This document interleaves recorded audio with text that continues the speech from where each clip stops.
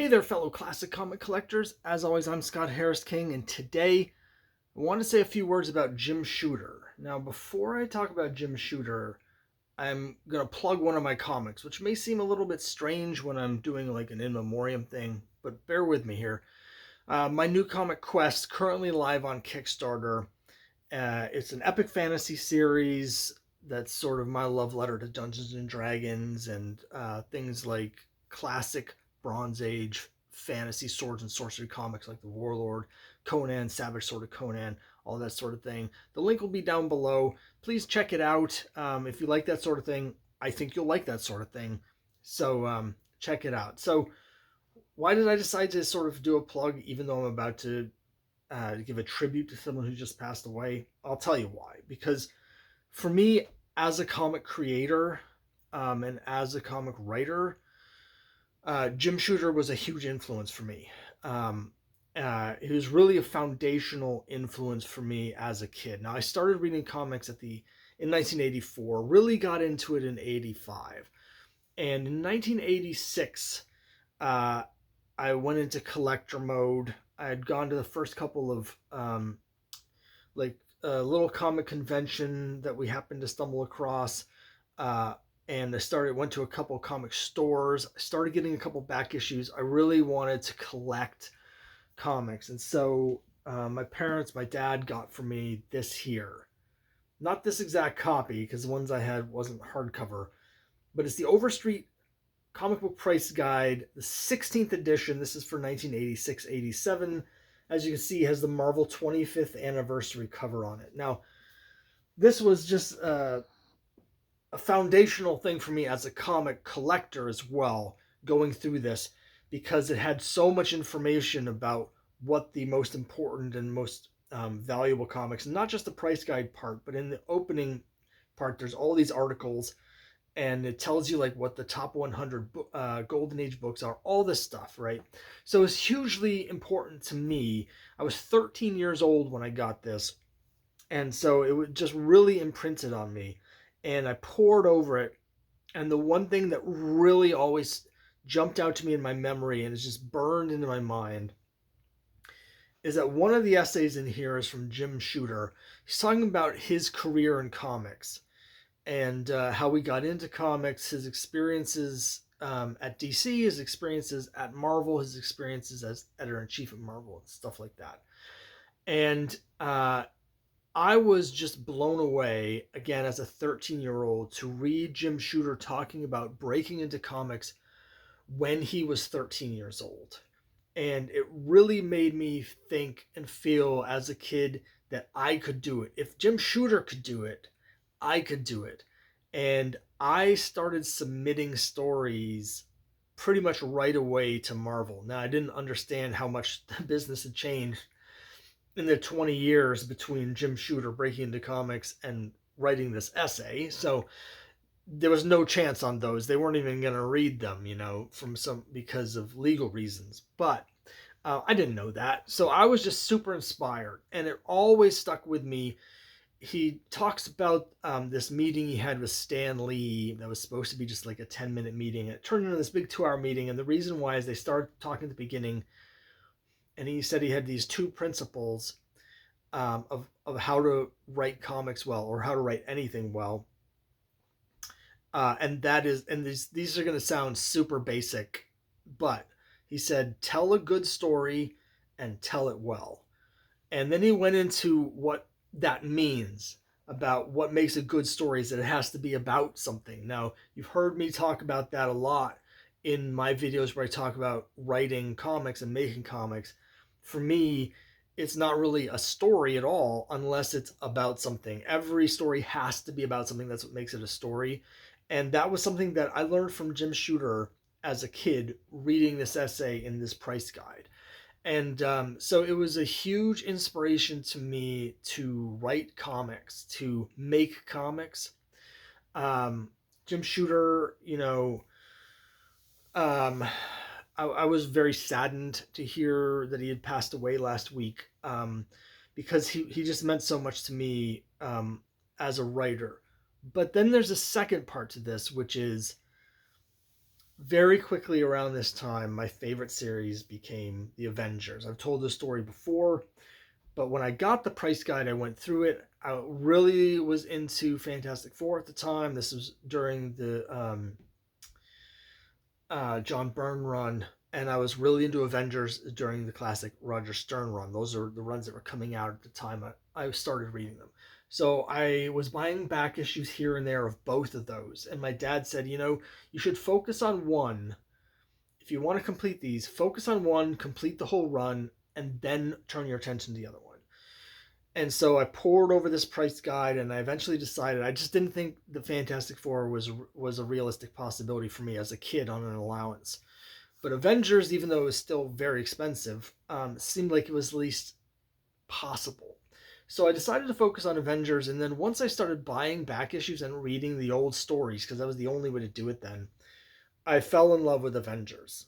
Much more, my interest in Fantastic Four actually faded pretty quickly.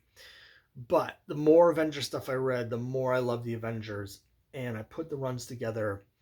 And Jim Shooter pretty quickly became one of my favorite Avengers writers, and for me personally, arguably maybe the best Avengers writer. I've got like a top 5 or 6 that are kind of unassailable for me. Roy Thomas is usually I feel is my number one. I love the Roy Thomas era. Jim Shooter, whenever I've like ranked this or whatever, is a close second. But Jim Shooter's writing on Avengers to me is just pretty much as good as it gets.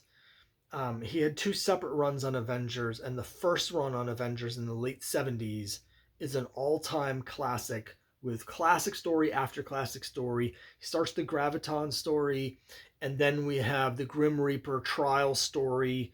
Um, and then we get this incredible 2-parter with Ultron and the creation of Jocasta, an amazing story. Then, after a fill in from someone else that wasn't nearly as good, we get this great Count Nefarious story, which was basically what if the Avengers fought Superman. Tremendous story there with art from John Byrne, and then that goes directly into the Corvac Saga, which I think is also awesome. It's unfortunate that Shooter left before the end of that. He got right to the end and then he left, and someone else wrote the last 2 issues of that.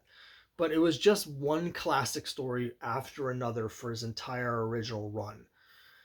Then he came back a few years later with issue 211 and wrote The Trial of Yellow Jacket. Now, I know there's a lot of old school fans that really didn't like that and didn't like what he did with Hank Pym, and I understand that. I think it's unfortunate what future writers have done with Hank Pym as a result of that storyline. But as a writer, just on the pure writing level, I think that is one of the best written Avengers story, maybe the best written Avengers saga in the whole series. It's just so rich thematically when you really dive into what he's doing, with the different characters and stories that come in that are parallels for the different Avengers characters. He really, really digs into what it means to be the Avengers, what the Avengers are, who they are, what the group is, and what they stand for, and it's pretty much unmatched. So, on that level, as an Avengers fan, it's so sad to lose Jim Shooter because I think he's pretty much the best. Um, as you know, every time I go to a convention, the first thing I do is I look to see who's going to be there and whether they worked on Avengers, and then I have them sign issues of Avengers, and then everyone else. And Jim Shooter was someone who I just never was at shows with. And a few years ago, he was supposed to be at a show just 6 miles from my house or 8 miles from my house or whatever. And I went over to the show. I bought the tickets, which were really expensive, and then it turned out he wasn't there. He had to cancel because of weather or something, and I was super disappointed. But in 2021, I was tabling at a show in Springfield, the first Springfield Comic Con in Springfield, Mass, and Jim Shooter was there. And I went over and I talked to him just a little bit. I was way too nervous to actually really talk to him, but I just briefly told him how much he meant to me and how much his work meant to me.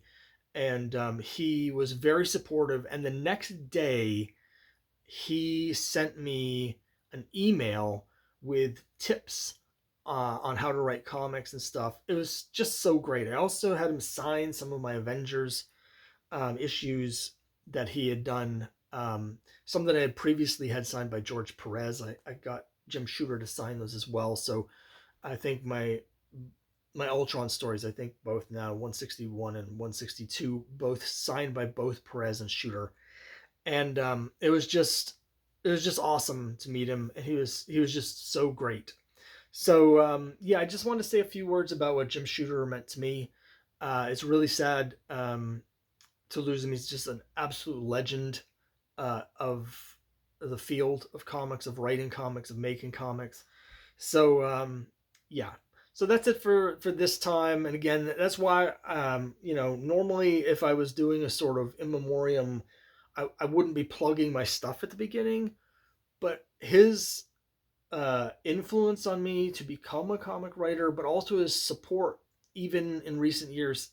When I gave him my card, talked to him about the comics that I was making, and he was so supportive and sent me all these writing tips. It was very helpful. I just like me making comics. There's a direct line from Jim Shooter and reading his essay here in this price guide. So that's it for this time. Coming up sometime in the next couple of weeks, I'm actually going to do a whole video where I go through this price guide. I just got this when Jim Shooter passed away. I was really thinking a lot about how important this essay was to me. And I no longer have any of my old price guides from when I was a kid. So I got this copy on eBay. Haven't really gone through it yet other than to go over that article again. So sometime next week, what I think I'll do is I'll do a whole video about this Overstreet Price Guide 16, the 1986 Marvel 25th Anniversary Price Guide. And I'll set up my camera so I can go through the pages and scroll through it, and we can look through it together. So that should be fun. I hope you'll like that. Let me know what you think down below, any memories you have of Jim Shooter or your thoughts on him, and I'll see you next time.